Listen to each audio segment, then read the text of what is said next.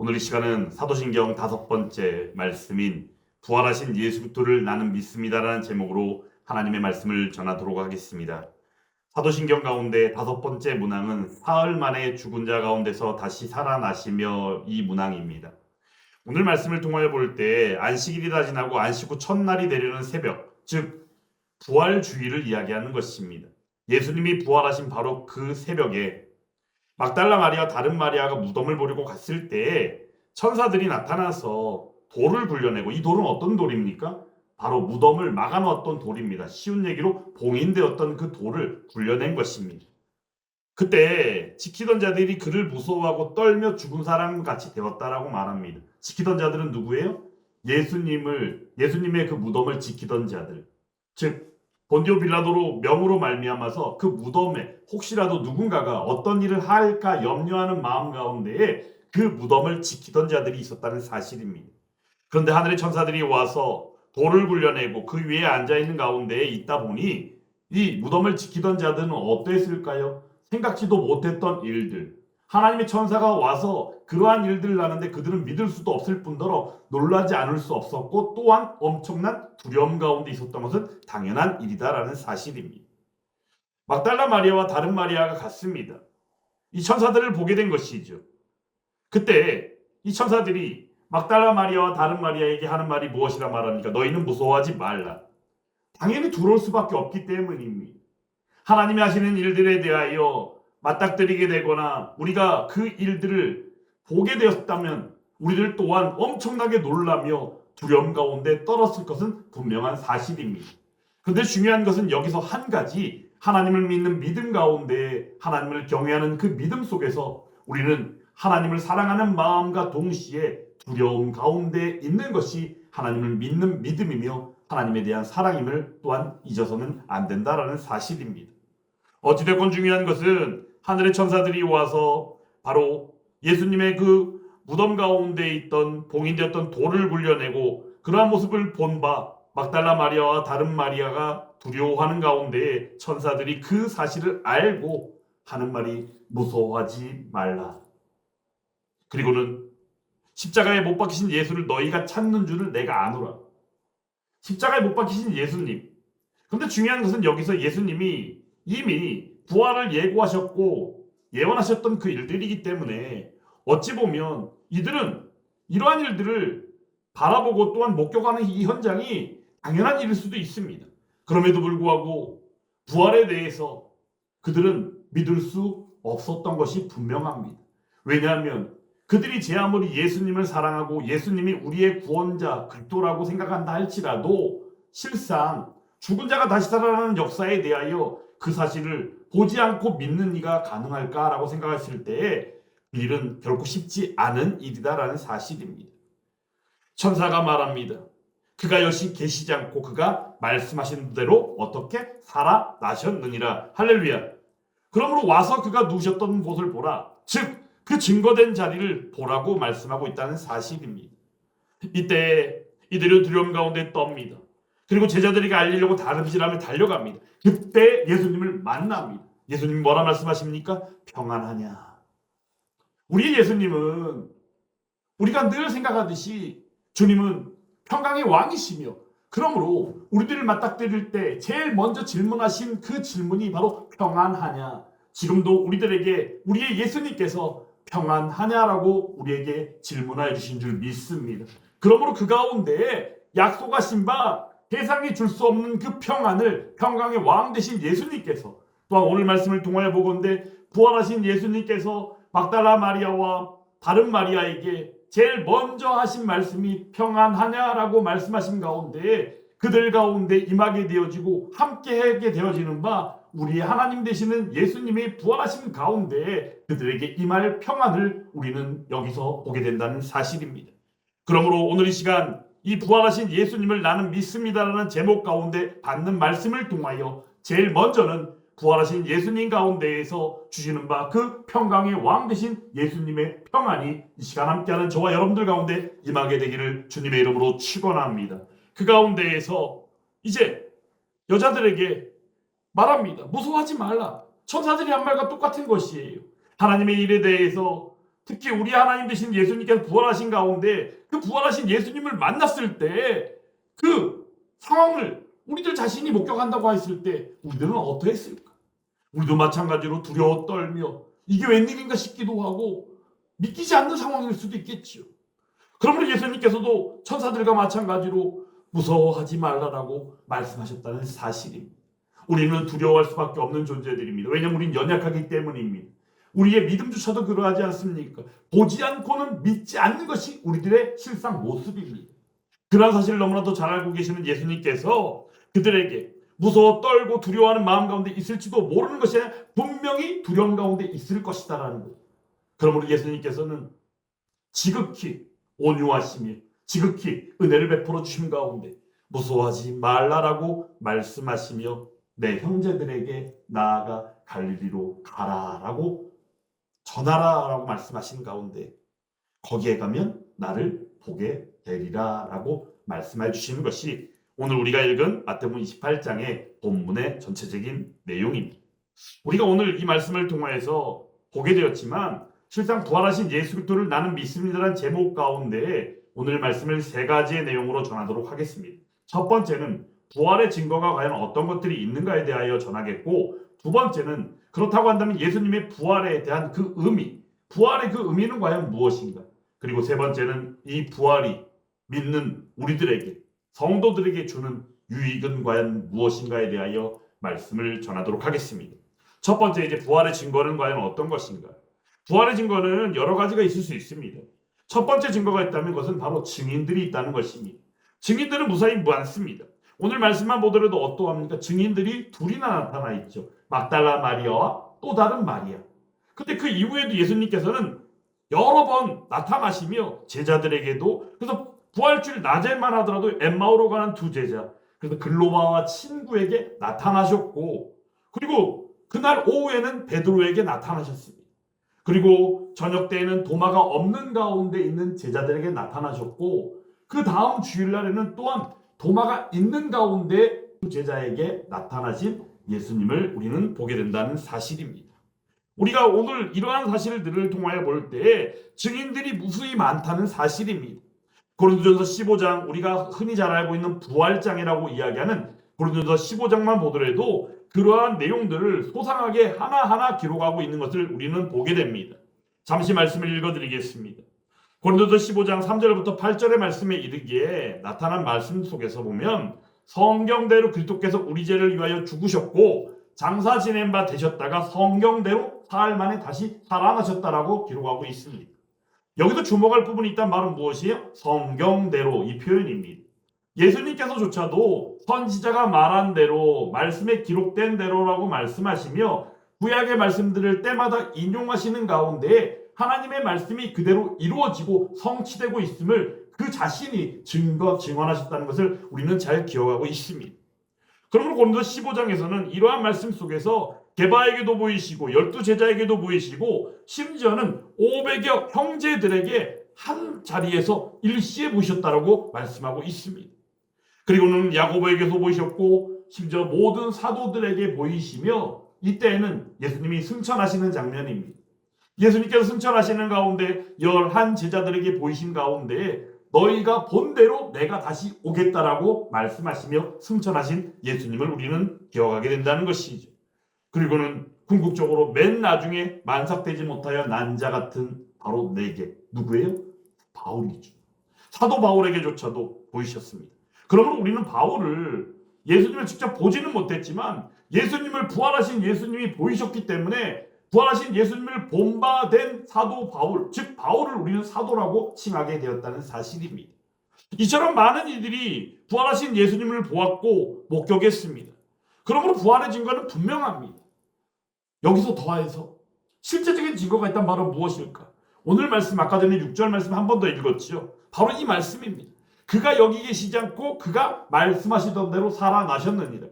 그가 누우셨던 곳을 보라. 어때요? 누우셨던 곳에 계십니까? 아니 계시죠. 그러면 예수님의 부활하신 증거에 가장 확실한 증거가 있다면 바로 그것은 무엇이에요? 빈 무덤이 제일 확실한 증거다라는 사실이.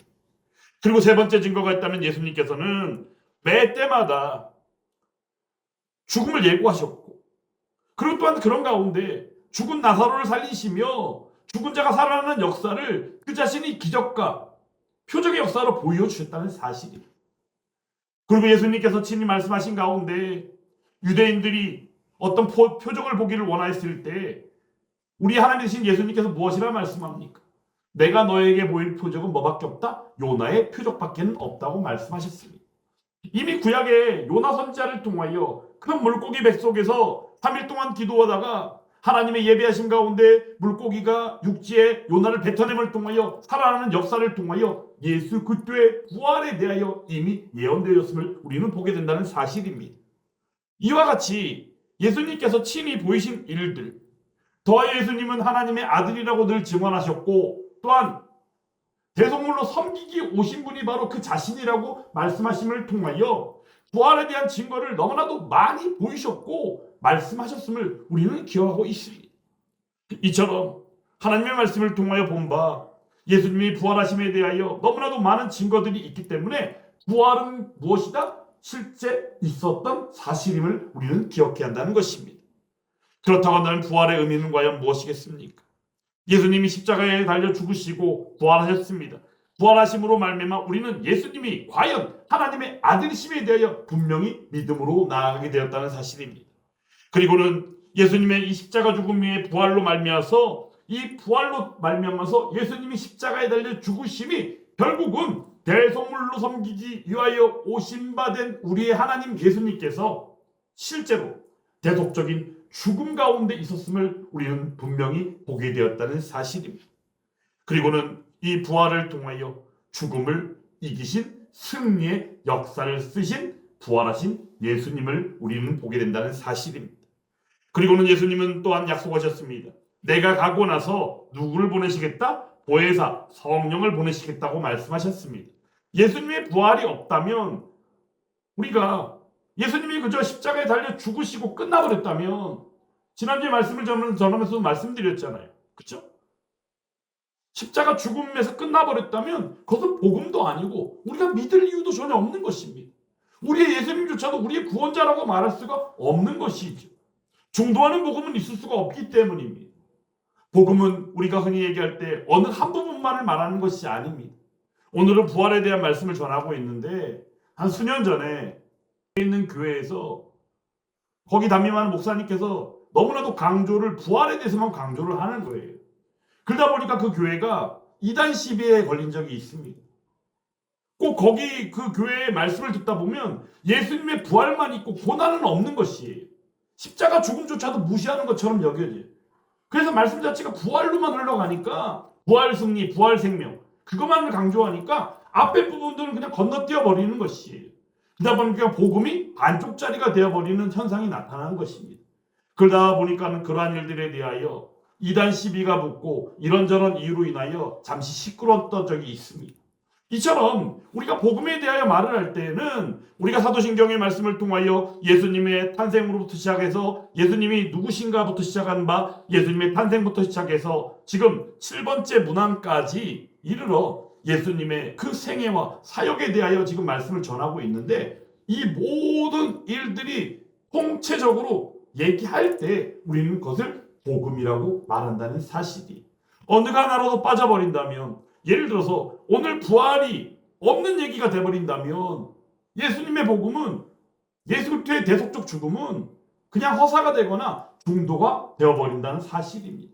마찬가지로 예수님의 십자가 고난과 죽음을 생각하지 아니하고 부활 승리의 그 영광을만을 이야기한다면 또한 고난 없는 영광도 있을 수 없다는 사실입니다. 이러한 사실을 기억할 때 복음은 예수님께서 친히 하나님의 영원하신 계획과 목적 안에서 우리의 몸을 입고 오심부터 시작해서 비하라는 낮아지심, 승기라는 높아지심까지 이르러 하나님 우편 보좌에서 우리를 위하여 중보하시는 그 때까지 이 모든 것들을 통틀어 우리는 복음이라고 말한다는 사실입니다. 그런 가운데 오늘 부활에 대하여 말씀을 전하고 있는 것입니다. 그러므로 이 부활하심 가운데 예수님께서 약속하신 보혜사 성령님을 성도들에게 보내게 되심으로 사도행전의 말씀을 통하여 오순절 성령 강림의 역사가 임하게 되었다는 사실입니다. 그리고는 십자가 죽음으로 말미암아서 이 부활 때문에 비하, 즉 낮아지심이 끝나게 되어지고 높아지심이라는 승기가 나아가게 되는 기초가 나타나게 되었다는 사실입니다. 그러므로 부활로 말미암아 다음 주에 말씀을 전하게 되어질 이제 승천, 그 다음 재림, 그리고 우편보좌에서 우리를 위하여 중보하시는 일까지 보았을 때 우리는 높아지시며 승기의 역사 안에서 우리의 하나님 되시는 예수 그리스도를 보게 된다는 사실입니다. 또한 그 가운데 부활의 의미를 통해서 우리는 재림이라는 것, 예수님이 이 땅에 다시 오심에 대하여 기대하게 되었고, 또한 하나님의 심판을 통하여 마땅히 우리는 하나님 나라를 소망함 가운데 믿음으로 더욱더 나아가게 하셨다는 사실입니다. 이처럼 부활의 의미는 너무나도 다양하게 나타납니다. 근데 중요한 것은 바로 무엇입니까? 부활을 통하여 우리는 우리 하나님 되시는 예수 그리스도 안에서 복음의 능력이며 그 복음 안의 광채를 통하여 믿음으로 살아가게 되었다는 사실입니다. 그러므로 우리는 부활로 말미암아서 우리는 유익을 누리게 됩니다. 그 유익이 있다면 그 유익을 세 가지로 말씀드리겠습니다. 첫 번째, 부활은 우리에게 십자가 죽음이 우리의 죄사함을 위한 죽음이었다는 것에 대하여 확신하게 되었습니다. 왜냐하면 부활은 어찌 보면 우리가 이해하기 쉬운 표현으로 바로 십자가 죽음이라는 것에 대한 영수증으로 생각할 수 있다는 사실입니다. 우리가 물건을 샀을 때 그 값을 치르고 나면 뭘 받아요? 영수증을 받지요. 예수님의 십자가 죽음, 즉 우리의 죄값을 대신 치러주신 가운데 그 영수증으로 생각할 수 있는 것이 바로 예수 그리스도의 부활이다라는 사실입니다. 그러므로 부활을 통하여 예수님께서 우리의 죄값을 치러주셨다는 것을 확신하게 되어졌다는 사실입니다. 그러므로 이 부활을 통하여 본 바 우리는 예수 그리스도의 그 대신 우리의 죄값을 치러주심 가운데 의의 종이 된 바 우리들은 또한 예수 그리스도께서 함께 하시는 바 그 생명되었음에 누리는 그 누림 가운데 함께하고 있음을 우리는 하나님의 은혜로 생각하게 된다는 사실입니다. 그리고 두 번째로는 죄의 종이 해방되어서 의의 종이 되었다는 사실입니다. 우리는 죄의 종이었습니다. 하지만 예수님의 십자가 죽음으로 말미암아 우리의 죄값을 치러주심으로 말미암아 부활하시고 승리하심으로 말미암아 우리는 의의 종이 되었습니다. 그러므로 우리는 하나님의 자녀로서 마땅히 거룩한 삶을 살아가는 삶의 역사를 쓰고 있다는 사실입니다. 이런 삶을 살아가는 게 바로 저와 여러분들인 줄 믿습니다. 그리고 세 번째로는 미래에 있을 바로 육체적인 죽음. 우리는 죽음에 대해 두려워하죠. 하지만 그리스도인들은 죽음을 두려워할 이유가 없습니다. 그 이유인즉슨은 육체의 죽음을 우리들도 분명히 어느 날 당하게 되겠지만 중요한 것은 그 죽음은 또 다른 시작이라는 사실입니다. 즉 우리의 육체적인 죽음은 끝이 아니라는 사실입니다. 그리고는 우리는 그 안에서 삶에 대한 미래의 소망을 가지게 되었습니다. 어떤 삶? 바로 하나님의 자녀로서 영원히 누리게 되어지는 천상 예배자로서의 삶. 하나님 나라에서 온전히 거룩하심 가운데 하나님만을 찬양하며 살아가는 복된 자녀의 삶을 이야기하는 것입니다. 그러므로 말미암아 이 부활을 통해서 우리는 하나님의 영광에 참여하게 될 것에 대하여 확신하고 소망하며 살아가는 삶을 유익으로 누리게 되었다는 사실입니다. 그러므로 요한복음 11장의 말씀을 통하여 예수님은 말씀하여 주십니다.